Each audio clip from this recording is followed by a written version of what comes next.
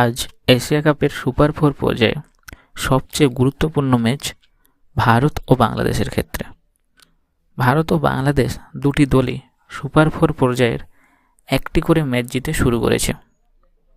যেখানে points table দেখলে India 1 নম্বরে অবস্থান করছে আর বাংলাদেশ 3 নম্বরে অবস্থান করছে। তবে দুটি দলই ভালোই ফর্মে রয়েছে। এশিয়া কাপের ফাইনালে যাওয়ার জন্য ভারত ও বাংলাদেশ দুটি দলকেই এই ম্যাচটি জেতা অত্যন্ত গুরুত্বপূর্ণ। ভারত যেখানে এশিয়া কাপের সমস্ত ম্যাচ জিতে আসছে, সেখানে বাংলাদেশ পরপর দুটি ম্যাচ জিতে ভালোই ফর্মে রয়েছে। তাই ভারতের পক্ষে বাংলাদেশকে হারানো এতটাও সহজ হবে বলে মনে হয় না।